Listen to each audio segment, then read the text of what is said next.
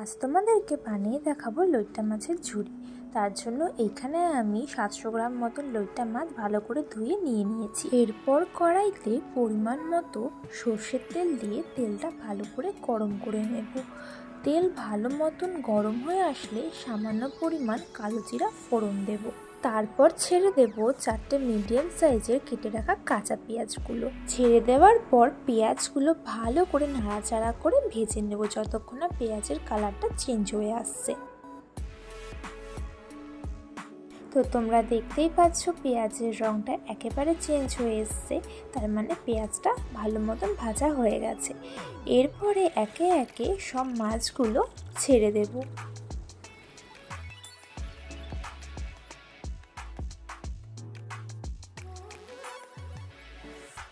ছেড়ে দেওয়ার পর হালকা একটু নেড়েচেড়ে নিয়ে দিয়ে দেব হলুদ গুঁড়ো, লবণ, সামান্য পরিমাণ রসুন পেস্ট, আর ঝালের জন্য এখানে আমি 4টে লঙ্কা অ্যাড করেছি। তোমরা যেমন পরিমাণ ঝাল খাও সেই বুঝে কিন্তু এখানে তোমরা লঙ্কার পরিমাণটা বাড়াতে কমাতে পারো।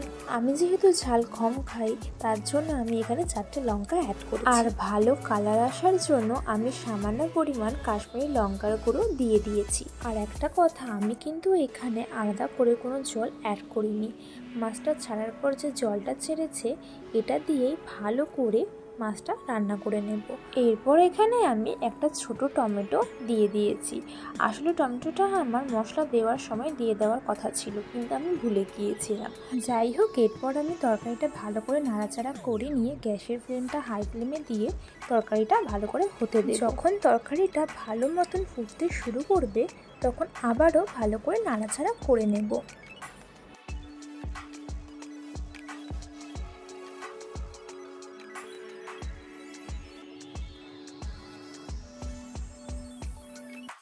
আরেকটা কথা, যখন দেখবে জল হালকা টানতে শুরু করেছে তখন গ্যাসের ফ্লেমটা মিডিয়াম বা একদম কম আঁচে দিয়ে দেবে। কারণ লইট্টা মাছ যেহেতু খুব নরম হয় সেই কারণে রান্না করতে গেলে কড়াইয়ের গায়ে লেগে যাওয়ার সম্ভাবনা থাকে। তো দেখতে পাচ্ছ তরকারি থেকে জল একদম টেনে নিয়েছে, কড়াইয়ের গায়েতেও লেগে যাচ্ছে, এর মানে রান্না হয়ে গেছে। এবার খালি নামানোর পালা। ফাইনালি রেডি আমাদের লইট্টা মাছের ঝুড়ি। তো তোমাদের ভিডিওটা কেমন লাগলো অবশ্যই কিন্তু কমেন্টে জানিও। আমার ভিডিওটা ভালো লাগলে একটা লাইক করে দিও, এবং আমার চ্যানেলে নতুন হলে পরে কিন্তু সাবস্ক্রাইব করতে একদম ভুলো না। আবার দেখাবে নেক্সট কোনো ব্লগে। টাটা।